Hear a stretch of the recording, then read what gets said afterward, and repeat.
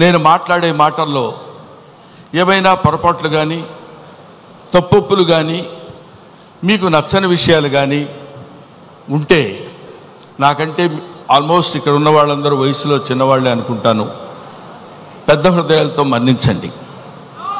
ఒకటి. నెంబర్ 2, కన్నప్ప ఈ సినిమా మోహన్ బాబు గారు ఎందుకు తీశారబ్బా అని అనుకున్నా ఒకసారి. ఎందుకంటే మోహన్ బాబు గారి గురించి మీ అందరికీ తెలుసు. ఆయన 5 కోట్లతో 10 కోట్లతో సినిమా తీసి దాని మీద 10 కోట్లు 15 కోట్లు సంపాదించుకుని మళ్ళీ పక్కన పెట్టి మళ్ళీ ఇంకో సినిమా తీసి అలాంటి డబ్బుకి అతి ప్రాధాన్యత ఇస్తూ గౌరవించేటువంటి వ్యక్తి మోహన్ బాబు గారు. నాకు తెలుసు. 200 కోట్లు పెట్టి ఈ సినిమా ఈయన ఎందుకు ప్లాన్ చేశాడు అనే ఆలోచన చేస్తే ఈ ఆలోచన ఆయనది కాదు. ఈ ఆలోచన ఆయనకు వచ్చినటువంటి ఆలోచన కాదు. సకల సృష్టి స్థితి లయకారుడైన ఆ పరమేశ్వరుని ఆలోచన అతనిలో సంక్రమించిందేమో. ఒకటి. ఇంకో పాయింట్ ఏంటంటే, ఎప్పుడో నా చిన్నతనంలో ఆయన కన్నడ రాజకుమార్ కాళహస్తి మహత్యం సినిమా తీశారు. ఆ తర్వాత కీర్తిశేషులు బాపు గారు కీర్తిశేషులు కృష్ణరాజు గారితో కన్నప్ప సినిమా తీశారు. అది తీసి ఇంచుమించు 30-35 సంవత్సరాలు అవుతుందేమో నాకు తెలిసి. 30 సంవత్సరాల పైనే, 50 సంవత్సరాలు.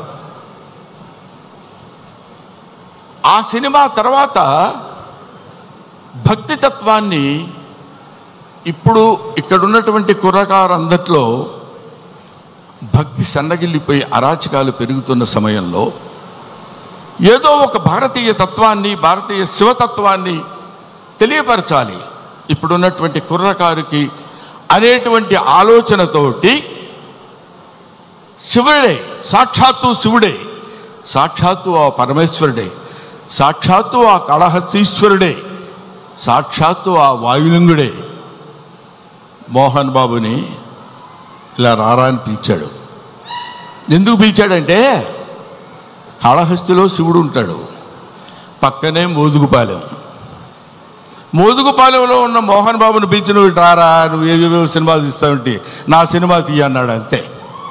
అది శివునాజ్ఞను అనుసరించి తీసినటువంటి సినిమా ఈ భక్త కన్నప్ప అని నా నమ్మకం.